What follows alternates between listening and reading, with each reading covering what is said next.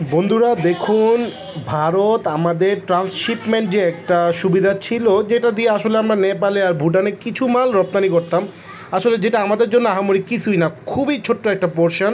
তো সেটা আসলে তারা বন্ধ করে দিয়েছে। তারা মনে করছে যে আমাদেরকে এটা বন্ধ করে দিলে আমরা আমাদের অনেক কিছুই হয়ে যাবে। তাতে আমাদের কিছুই হইলো না, কিছু হওয়ার কোনো সুযোগও নাই, বুঝছেন।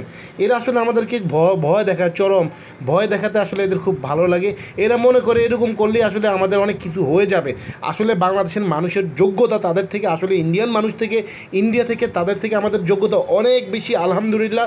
তো আপনারা এসব নিয়ে কোনো ভয় পাবেন না। এই দেখুন তারা কী লিখেছে এখানে, ভারত ট্রান্সশিপমেন্ট সুবিধা বাতিল করলেও বাংলাদেশের ক্ষেত্রে নেপাল এবং ভুটানগামী সেইখানে রপ্তানিতে তারা ছাড় দিয়েছে। মানে বাংলাদেশের ক্ষেত্রে তারা ট্রান্সশিপমেন্ট সুবিধা বাতিল করে উল্টা নেপাল এবং ভুটানগামীতে রপ্তানিতে তারা ছাড় দিল। হ্যাঁ, তো এইটা আসলে সরাসরি বাংলাদেশের মানে একদম বিরুদ্ধে একটা অ্যাকশন। হ্যাঁ, তো আসলে ভারতকে যারা বন্ধু মনে করে, মানে তারা আসলে বাংলাদেশের শত্রু। আসলে এই মানে আওয়ামী লীগের মানুষগুলোর চরিত্র আসলে এখনও ভালো হলো না। তারা প্রফেসর মোহাম্মদ ইউনূসের মতো লোককে নিয়ে তারা যেসব বিশ্রী বিশ্রী কথা ফেসবুকে বলে যা বা লিখে, এগুলো আসলে আমাদের বোধগম্য নয়। তারা আসলে বাংলাদেশি মানুষ কি না। অবশ্যই আপনারা এদের বিরুদ্ধে জেগে উঠুন, সোচ্চার হন। এদের আসলে তাদেরকে কোনো ছাড় নাই। তাদেরকে কোনো ছাড় দিলেই তারা আসলে বিপদ ঘটাবে আমাদের মানুষের, বাংলাদেশের সাধারণ মানুষের।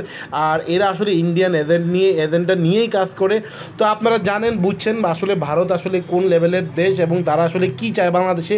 তারা হলো তাদের সুবিধা চায়, তাদের সুবিধা, তাদের ভালো কিছু হবে, তাদেরকে আমরা শুধু আজীবন দিব, তারা কিছুই দিবে না। আর না দিলেই তারা আমাদের ভয় দেখাবে, অ্যাকশন নেবে, এই সেই আগডুম বাগডুম।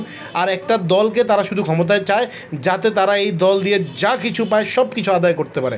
তো বন্ধুরা, এখন সময় এসেছে, আমরা 50 বছর 55 বছর রাজনৈতিক দলগুলোকে রেখেছি ক্ষমতায়, দেখেছি আমাদের কি হয়েছে, কোনো উপকারে আসেনি। তারা আরও আমাদের ক্ষতি করেছে, খেয়ে দিয়ে দেশটাকে ধ্বংস করে ফেলেছে একবারে।